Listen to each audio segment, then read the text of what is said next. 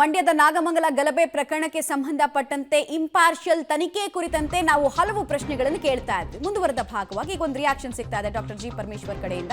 ನೋಡೋಣ.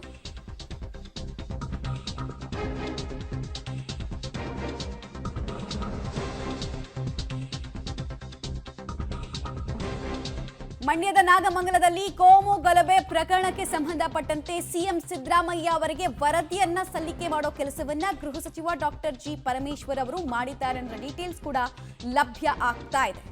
ಯಾರ ಕುಮ್ಮಕ್ಕು ಪ್ರಚೋದನೆಯಿಂದ ಘಟನೆ ಆಯಿತು, ಘಟನೆಯಲ್ಲಾದಂತಹ ನಷ್ಟದ ವಿವರ ಹಾಗೂ ಅಲ್ಲಿ ಈಗಿರುವಂತಹ ಸ್ಥಿತಿ ಸಮಗ್ರವಾದಂತಹ ಮಾಹಿತಿಯನ್ನ ಮುಖ್ಯಮಂತ್ರಿಗಳಿಗೆ ಗೃಹ ಸಚಿವರು ಸಲ್ಲಿಕೆ ಮಾಡಿದ್ದಾರೆ.